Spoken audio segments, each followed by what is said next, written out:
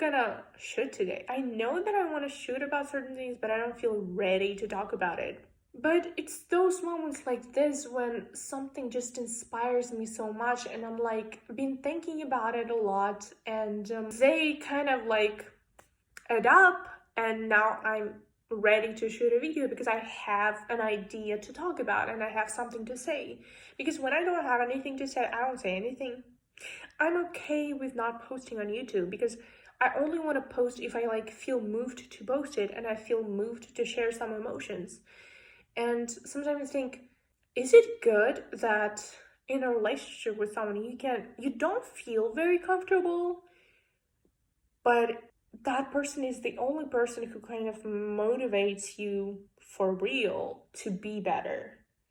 It's like you are getting better, so you are developing, but at a slower rate than if you would be with other person. And I don't know if you're supposed to feel, for example, I have my girlfriend and I'm like super comfortable around her. And then I have a boyfriend and should I feel this comfortable with my boyfriend or should I not? So it's like with my boyfriend, I always feel like I just have to be better. And not because he says that I have to be better, but because I want to be better. But maybe it's more right if I felt absolutely comfortable with him.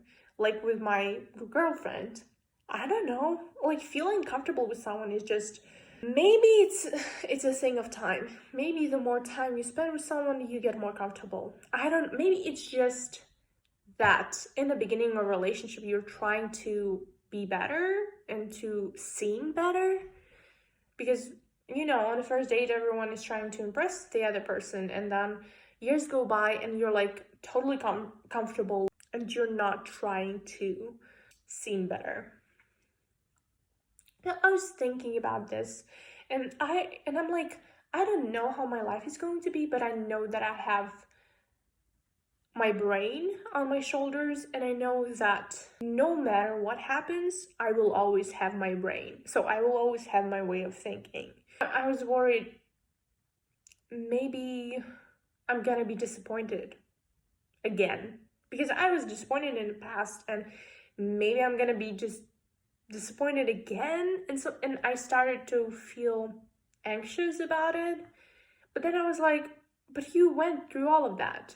You went through that. You will definitely go through that very quickly because you already went through that. So I was thinking about how our generation, like my generation, after like 2000, we have so much more access to all this knowledge. We have internet, we have books, we have social media. Like we have so much access to that information that our parents didn't have. And definitely that's just such a topic because our parents, they were not psychologists. Like they definitely needed to go to therapists. They needed therapy, okay? Like I'm not talking about everyone, but I'm talking about like 90% of us. Like they needed therapy. It's our generation that can say that because we're so exposed to this information. And you know what I'm talking about? This era of self-development is just crazy. And I'm so glad that it's happening because everything has to evolve and we as people evolve, and I know that for sure. We're like now like talking about our personal boundaries. We know about the free will, and we're like, look at them kind of like not understanding why they acted the certain way, but we didn't walk in their shoes and we didn't live at the time where all this information was not available. So it's kind of hard to understand each other, and they look at you and they don't understand you, and why are you like this? It's kind of like this generational misunderstanding that I think with our kids we just will have that understanding kind of. I don't know what relationship I will have with my kids. Hopefully I will totally understand them. I hope that I will be like the best mother ever because I know that I can. So it will be interesting to see what the next generation will be like and will think like.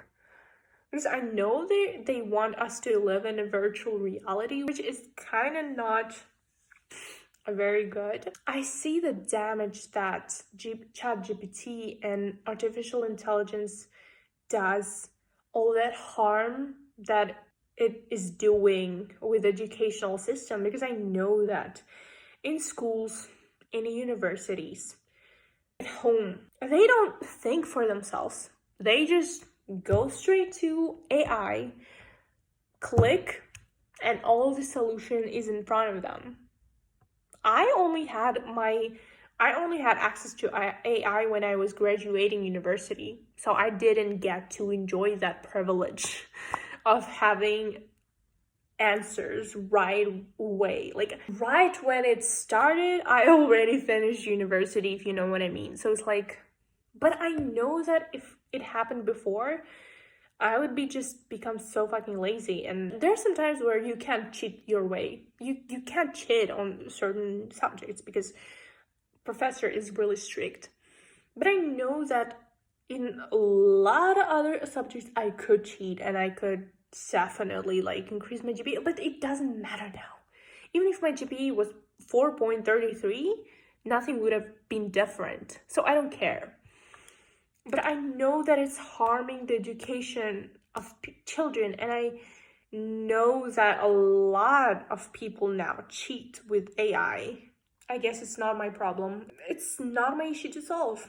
But I definitely know that those universities are like, oh my god. They're like, of course these people are not writing their own essays. Of course they're not writing their own diplomas, the final thing that you write. Of course they're not doing them by themselves. Of course, whatever the problem, they didn't solve it by themselves. Because there's AI that is like free to everyone. They're kind of threatened. It's not like threatened, it's just my philosophy is that if you want to learn something, you're learning it for yourself, not for other people. Nobody cares. It's for you to decide whether you need that knowledge. So you can cheat your way around, but it's you who will be dealing with consequences. I am against grades.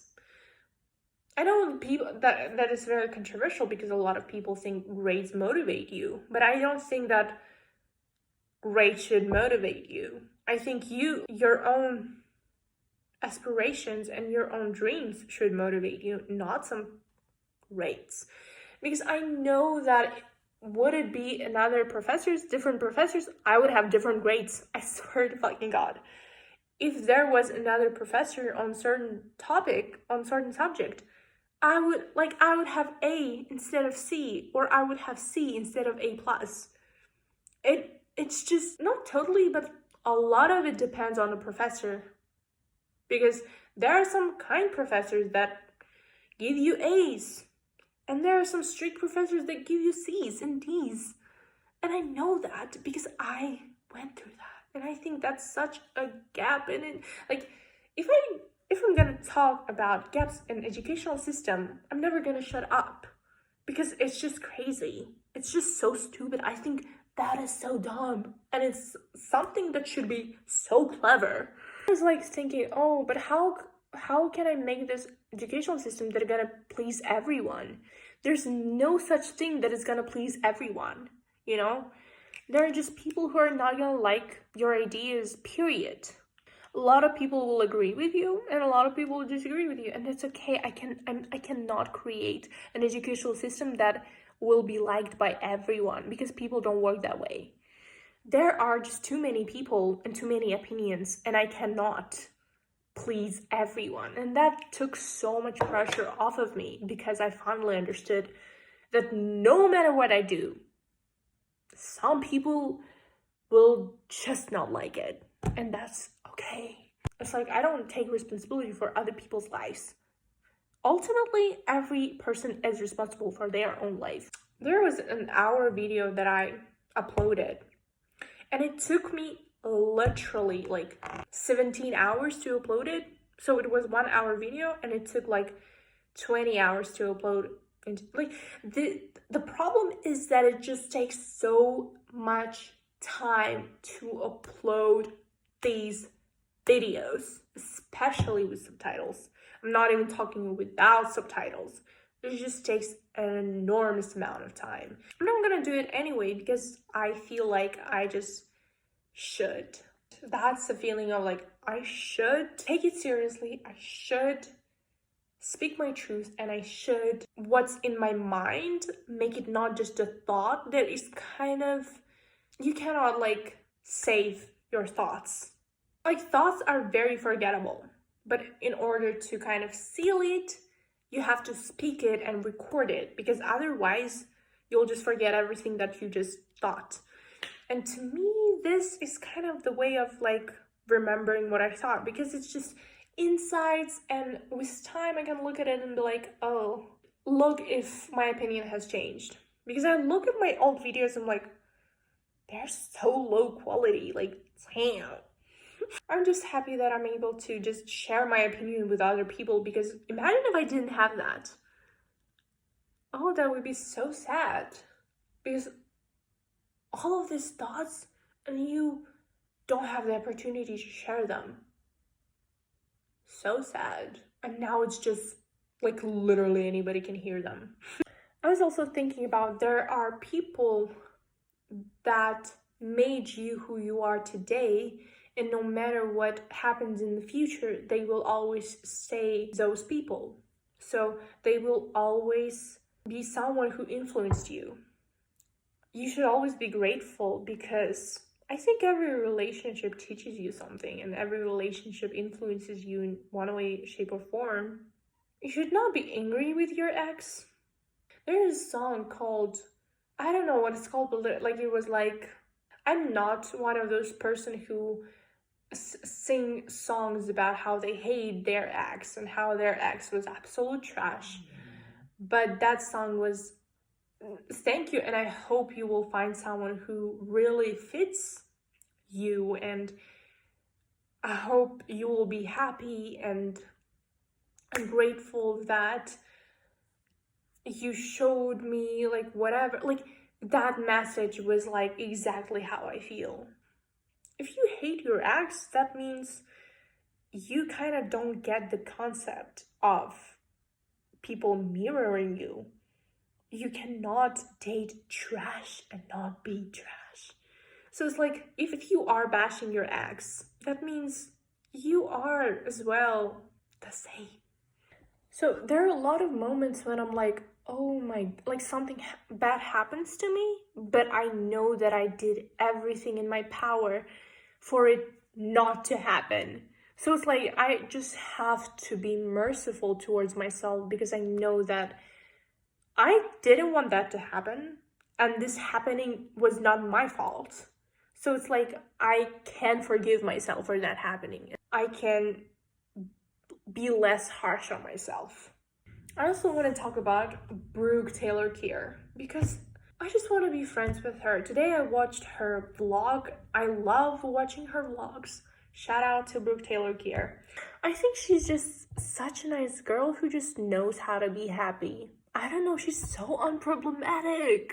First of all, she doesn't criticize other people and other things. Second of all, she is just a happy girl, you know?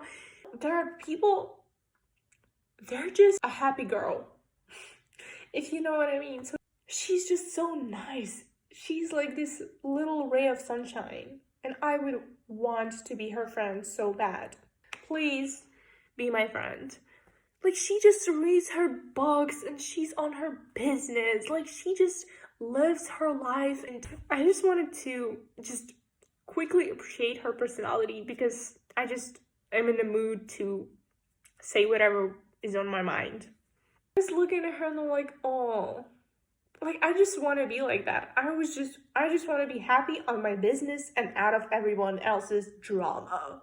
She is totally that, because she loves her shows, she loves her books, she loves her Taylor Swift, she loves her Lauren, she loves her boyfriend, she loves her Mexico, she loves her family, and like, she only involves with things she loves, and she doesn't involve with things, like, she doesn't complain, she doesn't bitch about anyone. She is just genuinely a good person.